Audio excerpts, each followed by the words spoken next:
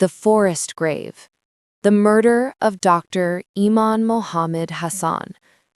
The Egyptian woman who was killed in Germany. Who killed her? June 15th, 2025. A Sunday afternoon in the Thonner Wald outside Bad Aibling, Bavaria.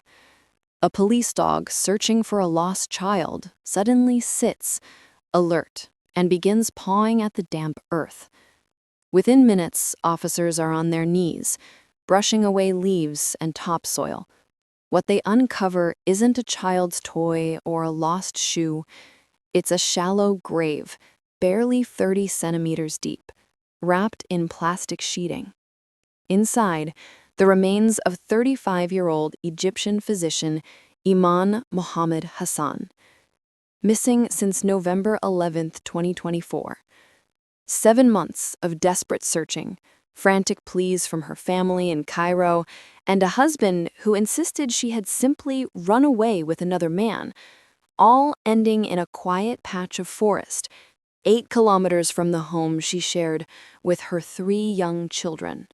Eman had come a long way to reach that small Bavarian town.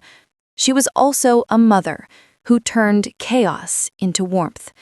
3 children under 7, including a baby girl born in early 2024, filling her phone with videos of first smiles and wobbly steps. To the tight-lit Egyptian community in Upper Bavaria, Eman was the heartbeat of every gathering, organizing potlucks, arranging playdates beneath the Alps, always the first to notice when someone needed help.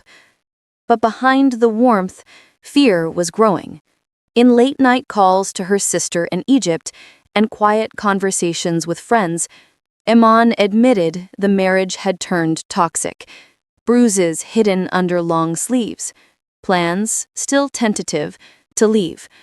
She told me she was scared, her sister later said in a Facebook Live that millions watched, voice cracking. She was ready to go, for the children's sake. Close friends told the same story to German police.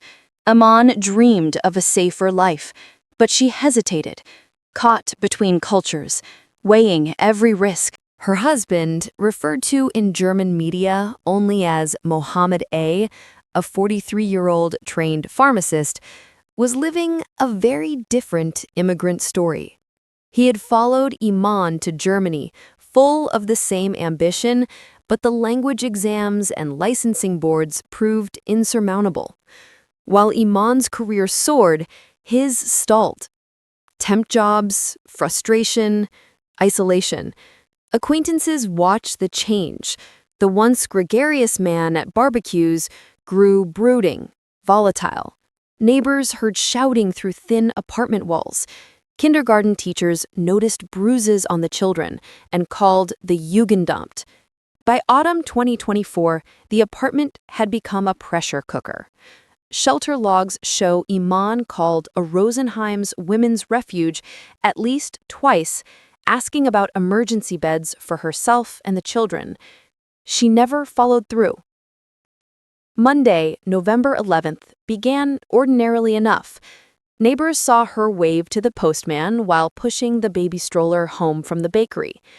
Around noon, she stepped out again, cardigan, no purse, no phone, telling the children she'd be right back. She never returned. Mohamed A told teachers and neighbors she had gone to visit a friend, then that she had run off with another man. He never filed a missing persons report. Instead, he posted bitter messages on Egyptian Facebook groups, blaming Eman for abandoning the family. The trial began November 10th, 2025, at Traunstein Regional Court. Prosecutors are seeking life imprisonment for murder with bis motive, killing to prevent divorce and loss of custody. The defense calls it an emotional act in a quarrel, pushing for manslaughter. As of December 2025, the case is still unfolding. Closing arguments expected in January, verdict in early 2026. The discovery detonated across Arab social media. Hashtag Adala Dawlidak Torah Eman trended for weeks. Protests formed outside the German embassy in Cairo. Women's organizations in Bavaria demanded to know why repeated red flags, shelter calls, social worker visits, kindergarten reports never triggered real protection. The Egyptian embassy in Berlin has remained silent. Today, 3 small German-born children live in foster care in Upper Bavaria. Courts have ruled that sending them to Egypt would cause serious and lasting harm. At a recent custody hearing, a child psychologist testified that the eldest boy, now 6, still draws the same picture every week, a stick figure mommy under green trees. When asked where mommy is, he answers, "In the forest, waiting for me to find her." That sentence lingers long after the courtroom empties. Whatever verdict comes down in Traunstein, it won't answer the question that haunts everyone who followed this case. How many warnings does a woman have to give? How many bruises? How many terrified phone calls? How many deleted voice notes before the system finally listens? Eman did everything she was supposed to do. She reached out. She planned. She protected her children the only way she knew how.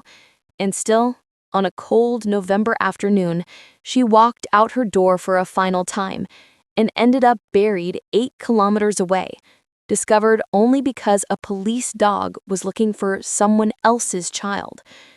Some sentences no court can ever shorten.